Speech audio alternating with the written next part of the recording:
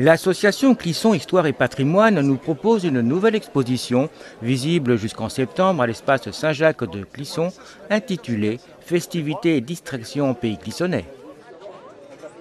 Après le côté sombre de la Grande Guerre, présenté l'année dernière, nous nous sommes penchés sur un sujet beaucoup plus ludique, les festivités et distractions en pays clissonnais.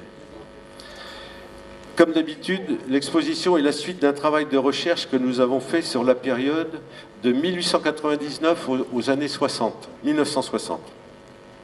C'est une période très intéressante où se sont développés de nombreux loisirs qui, peu à peu, ont dépassé les limites de nos communes. Initialement très centrées sur les paroisses, elles évoluèrent peu à peu pour se regrouper et s'affranchir de leur tutelle. Je citerai l'exemple de Clisson. Dans les années 20, il existait deux sociétés de gymnastique, la Donatienne dans les quartiers du Patronage et de la Trinité, les Enfants du Connétable dans le quartier du Patronage de Notre-Dame. Elles se regroupent en 1945 pour devenir l'Étoile de Clisson. C'est assez symbolique parce que les 5 branches de l'Étoile représentent les différentes activités, le football, le basket, l'athlétisme, le cinéma et le comité des fêtes. Mis à part le rugby né en 1909, ces évolutions ont permis le développement des sports que l'on pratique encore aujourd'hui.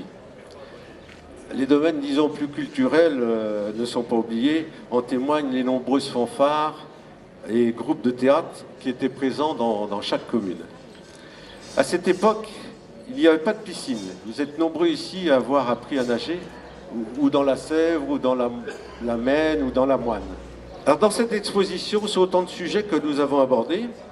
Cependant, une mention particulière doit être donnée aux cavalcades de Clisson.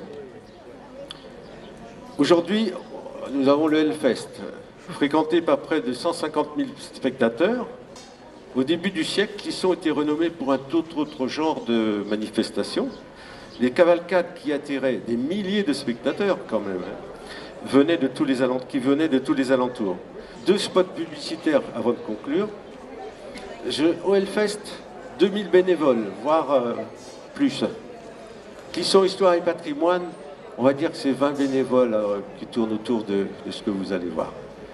Bien sûr, ce n'est pas le même événement, mais si j'évoque cela, c'est pour montrer que le bénévolat est toujours vivant et vous dire que nous recherchons des bonnes volontés pour nous aider. Notre exposition, elle dure pas 3 jours, mais plus de 2 mois. Alors n'hésitez pas si vous pouvez. Alors, autre rappel, selon nos habitudes, on a édité un livret qui nous permet de vous présenter le travail de recherche et qui fait aussi vivre l'association. Alors, vous y trouverez tout ce qu'on n'a pas pu présenter parce qu'on n'avait pas de documents ou c'est pas facile à représenter. Et puis, entre autres, vous ne trouverez pas, mais il y a l'histoire du Tivoli et des 3 jumeaux. Bon, c'est un peu mystérieux, le Tivoli, enfin pour moi ça l'était, mais on a toute l'histoire. Et les 3 jumeaux, ça n'a pas duré très longtemps, mais ça a été un grand moment quand même dans les loisirs clissonnais. Des jouets qui ravivent des souvenirs comme ces lance-pierres. Qu'est-ce que je faisais? Avec les frondes, on descendait les potelets des fils téléphoniques sur les poteaux.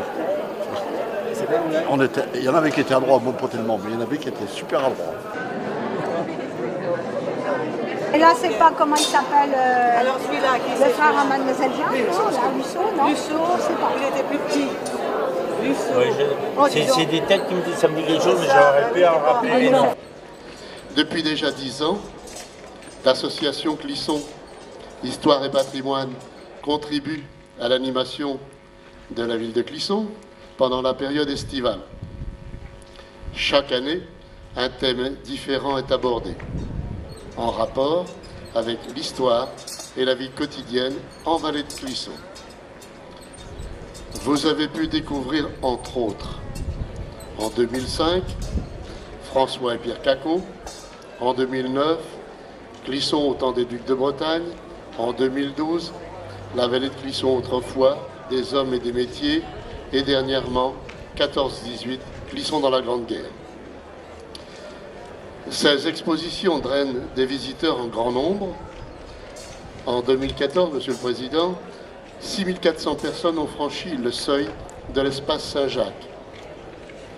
Ça démontre combien votre exposition, cher Président, est un facteur de lien social. Les Clissonnais et les habitants de la communauté de communes représentent plus de la moitié des personnes intéressées, sans oublier collégiens et lycéens accompagnés de leurs enseignants. Tous marquent ainsi leur intérêt pour l'histoire locale.